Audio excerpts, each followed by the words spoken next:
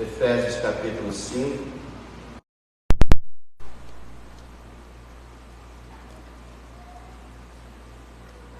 Os irmãos lembram-se que a gente está falando sobre a questão do Espírito Santo, que nós não entristeçamos o Espírito Santo, e estamos falando sobre também não dar lugar ao diabo.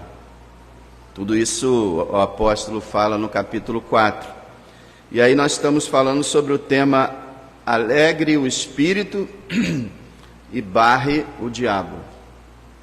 E vimos que com o nosso comportamento nós podemos alegrar o Espírito e barrar o diabo, ou entristecer o Espírito e dar lugar ao diabo. Então, a nossa maneira de viver. Nós vimos já várias formas, né? E na semana passada nós vimos que precisamos lembrar da nossa situação como cristãos. Verso 8, Efésios 5, 8. Porque noutro tempo vocês eram trevas, mas agora são luz no Senhor. Falamos sobre isso, que a gente precisa ter consciência do que nós somos hoje, do que nós éramos antes, da grande transformação que aconteceu na nossa vida. E aí, hoje nós vamos ver que uma outra atitude que nós precisamos ter é viver de acordo com aquilo que a gente é. O verso 8, ele fala, né? Vocês eram trevas no outro tempo, mas agora são luz no Senhor. Aí ele termina dizendo assim: andem como filhos da luz. Então ele está dizendo, vocês são luz no Senhor. Jesus é a luz do mundo, Ele brilha em vocês, vocês são luz. Então vocês precisam viver de acordo com o que vocês são. Andem como filhos da luz. Lembrando sempre que o sentido de andar é viver.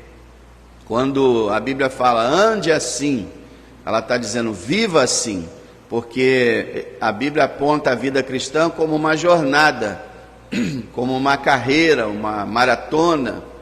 E então a gente sai de um ponto até chegar a outro ponto. Nós estamos percorrendo o caminho da vida. Então, andar é a mesma coisa que viver. Então, o apóstolo Paulo deu essa ordem: andem como filhos da luz, vivam como filhos da luz, e ele vai explicar isso. Primeiro, ele vai falar sobre nós vivermos na luz, está no verso 9 e 10. Depois, ele vai falar sobre nós não vivermos nas trevas, está no verso 11 a 14. Então, primeiro, viver na luz. O verso 9 nos ensina que a gente deve praticar aquilo que é da luz. Veja, verso 9. Porque o fruto do Espírito está em toda bondade e justiça e verdade. Alguns manuscritos dizem, mas o fruto da luz está em toda bondade, justiça e verdade. Então, meus amados, nós vemos aqui, né, que nós devemos alegrar o Espírito e permitir que o Espírito haja na nossa vida, e o fruto do Espírito, assim como o fruto da luz, é bondade, justiça e verdade. Cantamos isso agora, né?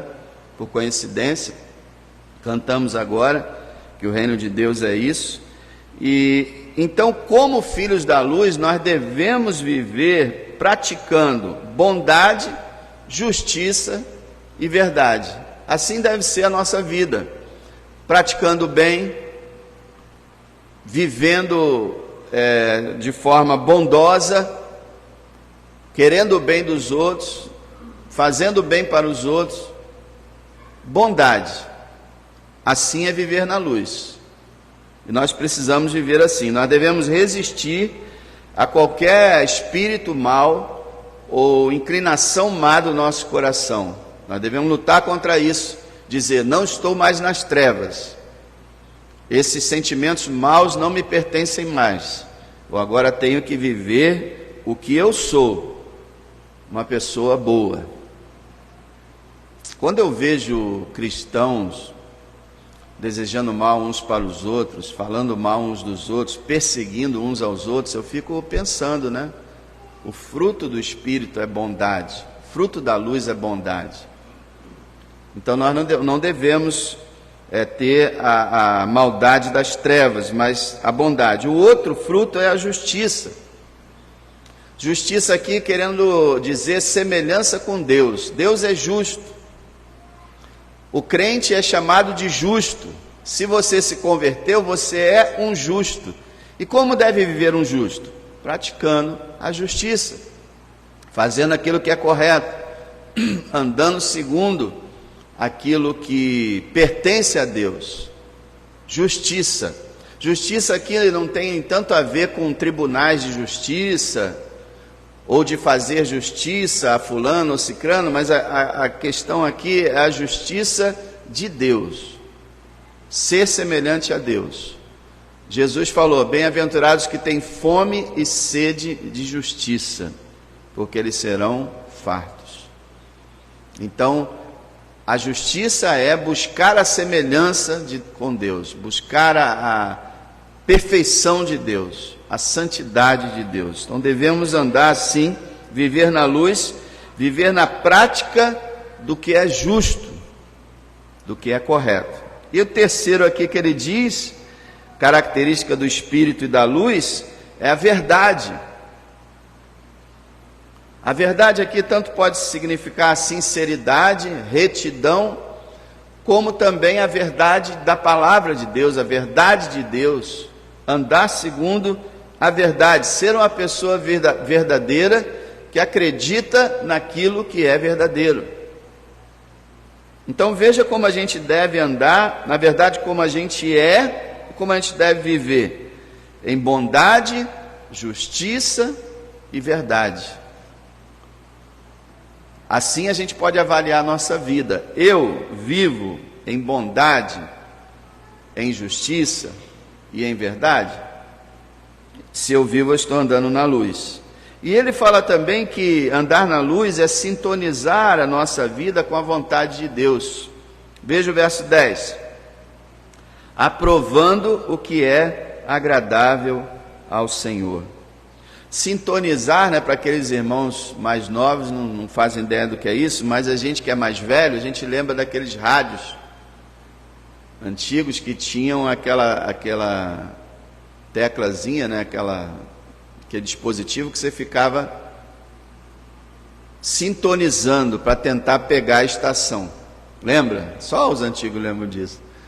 E você ficava às vezes numa briga, porque pegava para cá não dava, para lá não dava, aí você tinha que ser o certinho para você estar sintonizado na faixa direitinho e ouvir toda a programação. A mesma coisa, para nós agradarmos o Espírito e alegrarmos o Espírito de Deus, nós precisamos sintonizar as nossas vidas lá direitinho com aquilo que é agradável ao Senhor. A minha vontade tem que ser a vontade do Senhor. Minhas práticas, minha forma de falar, de agir, de pensar, deve ser de acordo com aquilo que é agradável ao Senhor. Tudo que nós fazemos, a gente deve analisar: isso agrada a Deus? Eu estou querendo fazer isso aqui, mas agrada a Deus? Ah, não agrada a Deus. Então, isso aqui é agradável a Deus? É, então, isso eu vou fazer. Então a gente precisa viver na luz, é viver aprovando aquilo que Deus aprova. É o que esse verso está querendo dizer.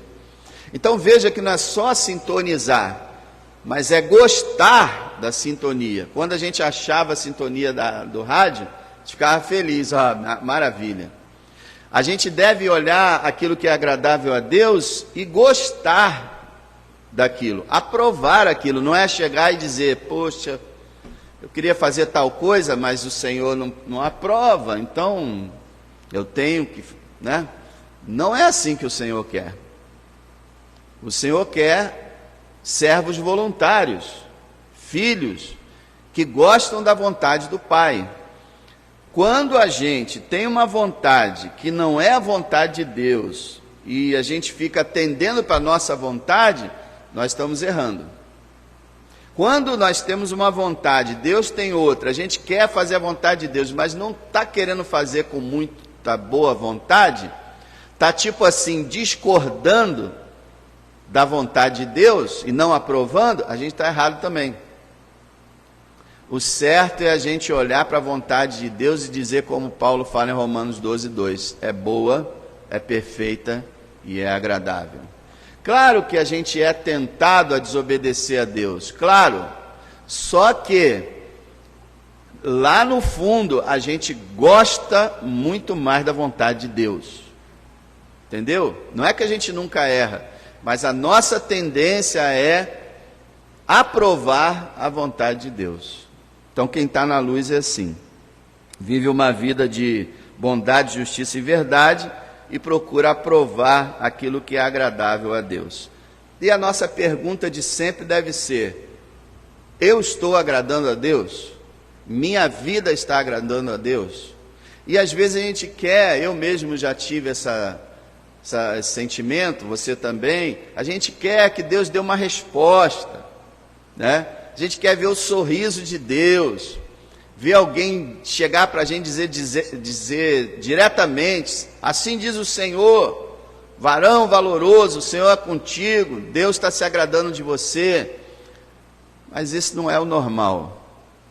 O normal é você ir na Escritura e ver que você está agradando a Deus, porque você está procurando fazer aquilo que Ele aprova. Então não procure tanto alguma manifestação, mas procure a Escritura, e ela vai dizer se você está agradando a Deus ou não. Então primeiro, viver na luz, né? Se a gente quer viver como filhos da luz, a gente tem que viver na luz. Agora, segundo, Paulo fala, não viver nas trevas. Não é só viver na luz, é não viver nas trevas. No verso 11 a 14 vai falar sobre isso. Agora, só de imediato, deixa eu falar para vocês o seguinte: se o fruto do Espírito, o fruto da luz, é bondade, justiça e verdade, a gente pode dizer que as trevas, os frutos das trevas são maldade, injustiça e mentira. Olha aí, é só você pegar e inverter. Se o reino da luz é bondade, justiça e verdade, as trevas são maldade, injustiça e mentira. E você pode ver que é exatamente essa maneira de viver do diabo. O diabo é perverso, o diabo é injusto, contrário de Deus, e o diabo é mentiroso, pai da mentira.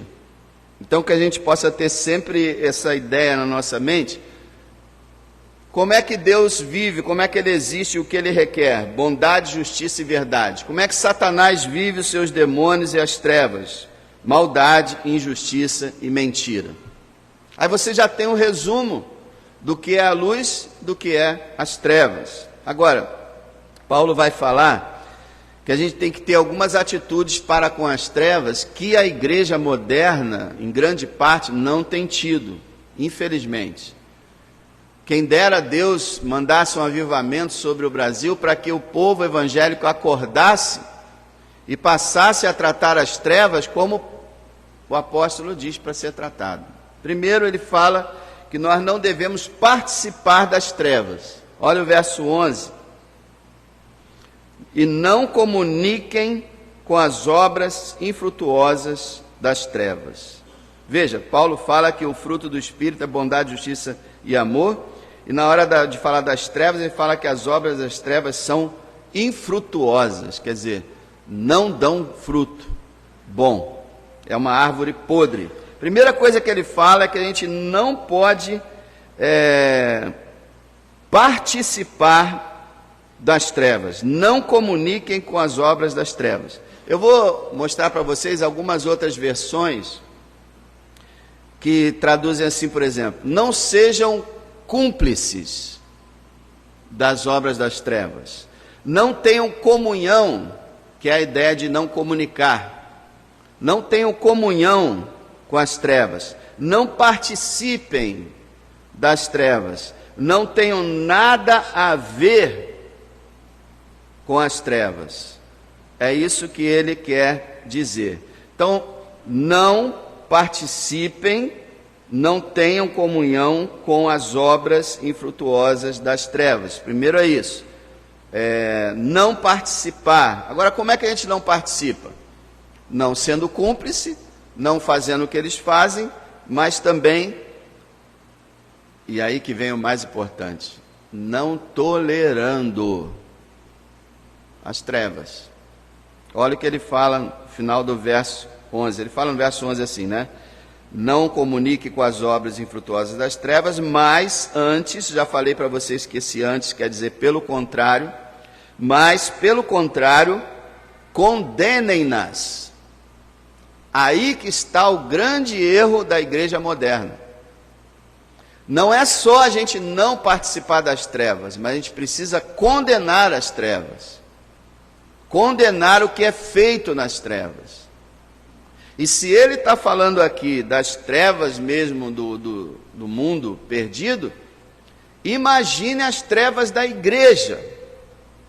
Se nós somos chamados a denunciar, a condenar os pecados desse mundo que jaz no maligno, quanto mais as trevas dentro da igreja. Quer dizer, pessoas vivendo nas trevas dentro da igreja sem nenhuma repreensão, sem nenhuma condenação, simplesmente sendo deixadas dentro da igreja, vivendo em trevas, sem nada. Isso é totalmente errado, porque faz com que a igreja passe a se misturar com as trevas. E a hora que a igreja é trevas, assim como o mundo é trevas, nada mais pode ser feito. A igreja é luz, então a gente precisa denunciar aquilo que não faz parte da luz. Agora, como é que a gente faz isso? Porque sempre quando a gente pensa em denunciar, em condenar, a gente pensa numa pessoa com raiva, botando o dedo na cara da outra, né? E você! Não é isso. Não é assim que a gente condena as trevas ou que a gente denuncia as trevas. É como? É através de uma vida santa e de palavras sábias. Não tem nada que denuncie mais as trevas do que uma vida santa. Por exemplo, a sociedade, os vizinhos de uma rua veem uma casa onde tem um casal cristão que vive há 40 anos juntos e nunca se separou. Com a vida daquele casal, eles estão dizendo para os seus vizinhos, olha, isso é que é o certo, viver um casamento até o fim. Todos vocês que se separam praticamente todo ano, que vivem trocando de parceiros e muitos nem se casaram, todos vocês estão fora da vontade de Deus. Quando um cristão se comporta honestamente no serviço, ele está denunciando com sua vida a prática da corrupção, do roubo. Quando um cristão fala sempre a verdade, sem mentir, sem ficar mentindo, ele denuncia todos aqueles que vivem mentindo. Quando um cristão é sério, não é debochado, não é ofensivo, mas ele é sério, uma pessoa correta, uma pessoa que respeita os outros, ele está denunciando todos aqueles que praticam o bullying. Então, não tem nada mais poderoso do que uma vida santa. E não sou eu que estou falando isso. Cristo falou isso. Vocês são a luz do mundo. Vocês são o sal da terra. Não se pode esconder uma cidade edificada sobre o monte, nem se esconder a lamparina lá, vamos dizer, debaixo de um cesto. Assim brilhem a luz de vocês diante dos homens, para que vejam as suas boas obras e glorifiquem o Pai que está no céu. O mundo não quer tanto ver o que a gente fala, mas o que a gente vive. E quando a nossa luz resplandece, lembra que a gente tem que viver na luz? Quando a nossa luz resplandece, ela faz com que as trevas se sintam trevas e até cobicem a luz e glorifiquem a Deus. Então, irmãos, a gente precisa denunciar, mas não ficar apontando o dedo na cara dos outros. Você é o pecador e vai para o inferno. Não é assim. É vivendo uma vida diante de Deus. E agora, em segundo lugar, com sábias palavras.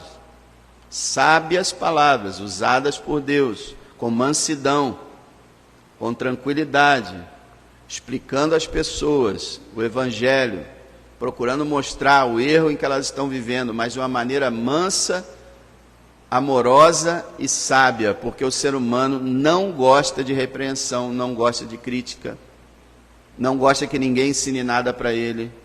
Então é um verdadeiro milagre que um ser humano ouça quieto alguém lhe aconselhando. E você precisa orar para Deus te usar, para você poder tirar pessoas das trevas, através de suas palavras também. Mas primeiro tem que ter a vida, e as pessoas vão dizer, como fala lá em 1 Pedro 3,15, as pessoas vão dizer, que esperança é essa que você tem? E nós temos que responder com mansidão e temor a razão da nossa esperança, que é Cristo. Então as pessoas nos veem diferentes e falam, o que há em você? O que tem indiferente em você? Aí você vai e fala sobre a luz de Cristo, tá? Então a igreja precisa, o versículo 11 está falando, tá, irmão? Não sou eu. A igreja precisa não participar das obras das trevas e, pelo contrário, condenar essas obras. Então isso aqui anula completamente aquela ideia de ficar dando joinha na mídia social para nudez, para imoralidade. Mas ela não está nua, mas está de biquíni? Está de roupa decotada, está de roupa transparente, e você está lá dando joinha, maravilhosa, linda. Às vezes a pessoa está lá postando alguma coisa, apoiando um pecado declarado claramente na Escritura, e você, é isso aí mesmo, é lindo. Não. Também você não precisa ficar, simplesmente não se manifeste. Não precisa ficar também, isso aí é pecado, isso é uma vergonha, isso aqui. Não adianta ficar fazendo isso, mas não se manifeste aprovando aquilo que é reprovável diante de Deus, apenas para agradar. E a situação está difícil, irmãos. Está difícil.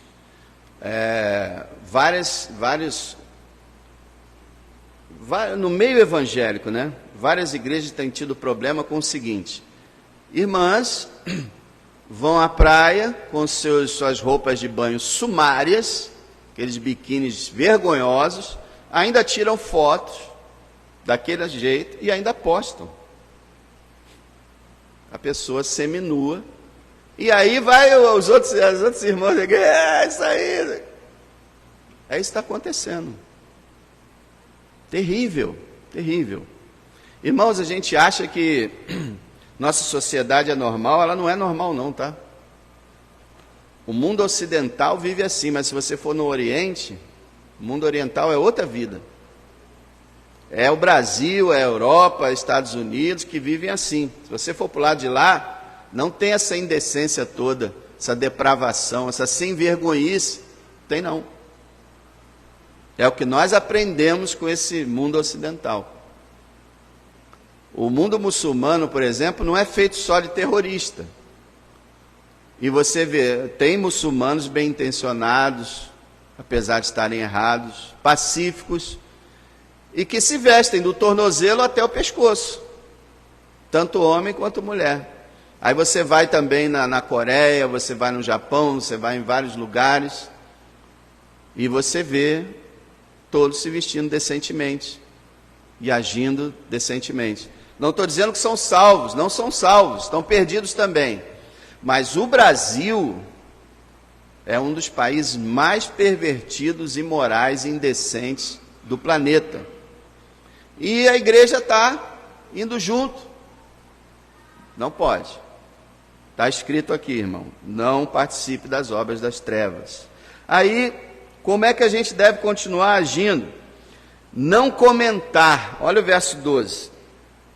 Porque o que eles fazem em oculto, até dizê-lo é torpe ou vergonhoso. O que acontece? O cristão é proibido de ficar comentando os detalhes da vida sórdida desse mundo. Eu, por exemplo, como pregador, e todos os irmãos que pregam, nós temos o dever de jamais despertar qualquer pensamento errado na cabeça de quem nos ouve. Seja através de gírias, seja através de insinuações. Nós não podemos trazer isso para o púlpito. O púlpito é santo. Nós, como cristãos, somos santos também. Mas o púlpito é o lugar santo em que você não pode ficar insinuando. Você, por exemplo, lembrei aqui agora, José fugiu da mulher de Potifar. Ela tentou deitar-se com ele, ele saiu, ela agarrou a roupa dele. É isso que a Bíblia diz. Ponto final. Aí o pregador vai e começa a ilustrar como é que foi aquilo, e como é que ela estava vestida, e como é que... Está de brincadeira, né? Tu vai começar a despertar coisas erradas na mente dos cristãos no meio de uma pregação. Irmãos, eu já assisti pregação no YouTube, coisa vergonhosa sendo falada no púlpito. O púlpito é um lugar de respeito.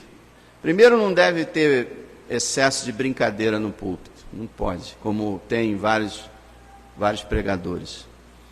A coisa tem que ser séria e santa, deve-se evitar. Mas não é só o púlpito. Paulo fala aqui que toda a nossa conversação a gente deve evitar. Por exemplo, você fala de adultério. Poxa, o adultério é um pecado gravíssimo. Amém. Mas aí você vai querer descrever como é que as pessoas estão adulterando? Poxa, não, né?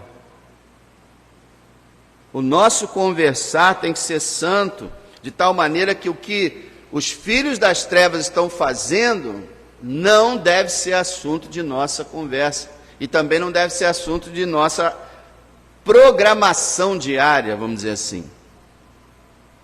E com isso eu quero dizer qualquer tipo de filme erótico ou pornografia.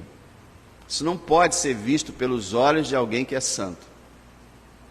Nós devemos repudiar completamente e evitar qualquer gracinha imoral ou indecente no nosso meio, seja por parte dos homens ou por parte das mulheres.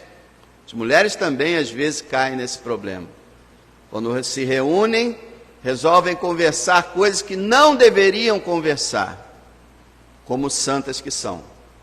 Se está com alguma dúvida, procura uma irmã sábia para te aconselhar em privado, mas não faça disso uma conversa de risadinhas, isso e aquilo. Isso é trevas. Irmão, às vezes a gente não consegue entender as coisas, né? Então, faça uma comparação. Você lembra do padre? Lembra da freira? A gente que era católico, né? A gente respeitava o padre, embora muito padre alcoólatra que não era digno de respeito nenhum. Mas tinha lá a freira, a gente, poxa, olha lá o padre, a freira, não vou falar nada da frente dessas pessoas, né? São santos, são pessoas... Você quer saber de uma coisa que talvez você não perceba? Você é santo, não o padre nem a freira. E eu ia dizer, você é muito mais santo que o padre e a freira, mas não é nem isso. Você é, eles não. Porque só aqueles que creem somente em Cristo é que são santos convertidos. Então você deve viver, como o Senhor falou em Mateus 5, que a nossa justiça devia exceder a dos escribas e fariseus. O que ele está dizendo é isso: você tem que ter uma prática justa e santa e verdadeira superior aos mais religiosos dessa terra. As pessoas estão confundindo o que é ser cristão. Ah, Jesus me justificou, fui perdoado, agora eu posso... Não, não pode. Você tem que viver segundo aquilo que a lei de Deus te recomenda. Ela não te escraviza mais, não te condena mais, mas ela é o teu manual. Então, meus amados, procuramos não comentar essas coisas. E no verso 13, a gente vai terminar com essa ideia de expor as trevas pela luz. Olha o verso 13. Mas todas essas coisas se manifestam sendo condenadas pela luz, porque a luz tudo manifesta. O que ele está dizendo de novo é aquela ideia de que tudo que há nas trevas é condenado pela luz, pela presença da luz, né? Porque a luz manifesta. O que está acontecendo com o Brasil? Quem é a igreja? Não é a luz? Quem é a luz? Não é a igreja? A igreja não está brilhando, irmãos. Aí as trevas se expandem. Onde não há luz, as trevas se expandem. A igreja não está brilhando. Você vê escândalos entre os deputados, você vê escândalos entre pastores e pastoras, você vê escândalos entre cantores e cantoras. Todas as semanas você vê algum escândalo imoral, corrupto, de alguma fraude, de algum adultério. Quer dizer, o mundo evangélico está manchado. E aí ele não brilha. Se ele não brilha, as trevas crescem e as trevas dizem: nós estamos certas. A única coisa que pode desmascarar as trevas, que pode mostrar o quanto as trevas são trevas, é a luz. Isso é, uma pessoa que vive uma vida corrupta, perversa, mergulhada no pecado, ela só pode reconhecer que está errada se ela tiver contato com um cristão verdadeiro, ou com uma igreja verdadeira, que vai denunciar as trevas pela manifestação da luz. É aquela história, né? A escuridão só existe onde não há luz. A luz sempre vence. Quando ela chega, acabou a escuridão. A escuridão não engole a luz, mas a luz anula as trevas.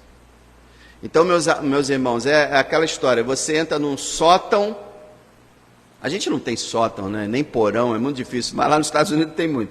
Sótão, aquela região abaixo da terra, na casa, e o porão lá em cima, né? E são cômodos que normalmente não são muito usados. Aí lá está cheio de rato, cheio de barata, cheio de tudo quanto é coisa ruim, transmissível, que transmite doença, tudo mais, mas está tudo lá escondido. Quando você chega lá no sótão ou no porão e você... Sótão em cima, porão embaixo, né? Tá certo.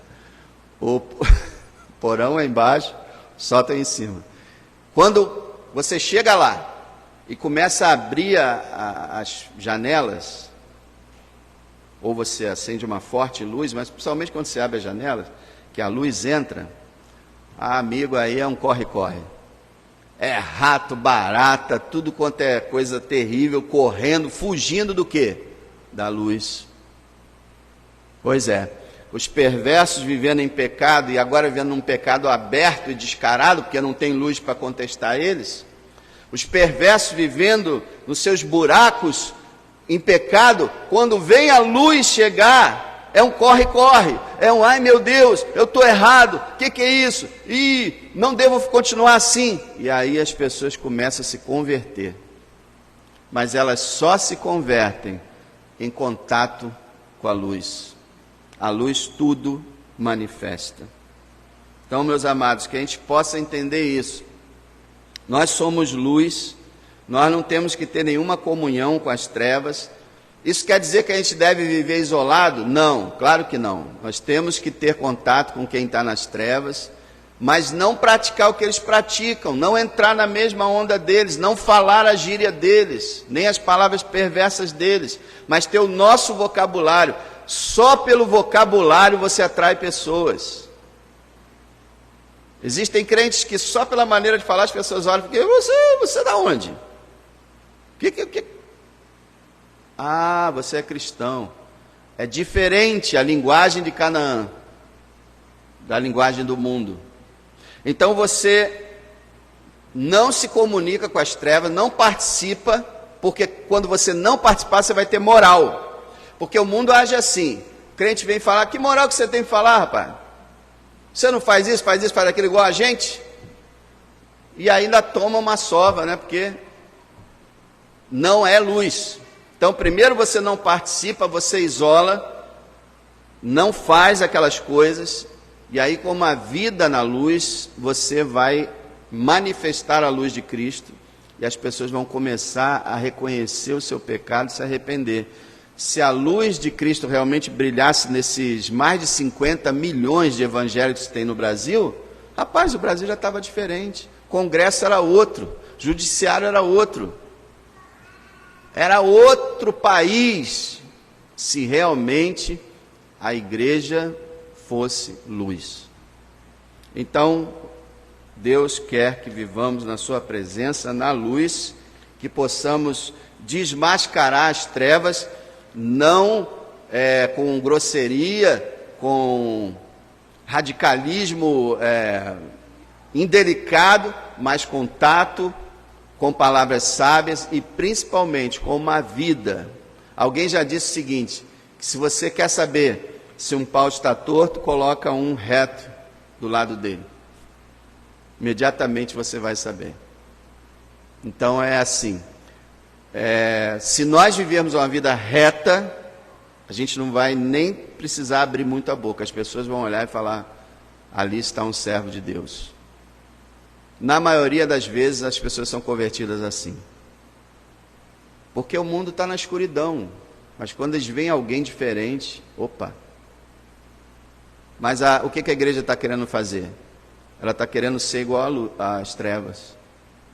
Trevas e trevas vai fazer o quê? Não, é justamente na diferença que a igreja vence o mundo. Senhor, muito obrigado pelo Senhor ter nos feito luz. Um dia estávamos nas trevas, hoje na luz. Que possamos lembrar disso, viver na luz, recusando viver nas trevas, viver de maneira sábia e amorosa para que a luz do Senhor possa resplandecer nas trevas. Eu oro por esse nosso país e por todo esse mundo perdido, para que realmente a luz de Cristo brilhe. Abençoa a igreja no Brasil, Senhor. Tanta coisa estranha, tanta coisa diferente. Que a tua igreja volte à tua palavra. Volte à santidade, volte à luz, para que seja luz. Que a minha vida reflita a luz. Que a vida dos meus irmãos resplandeça a tua luz. Em nome de Jesus, amém. Então, meus irmãos, vão na paz do Senhor. Os obreiros fiquem aqui, rapidinho a gente vai resolver. Graças a Deus a chuva passou, né?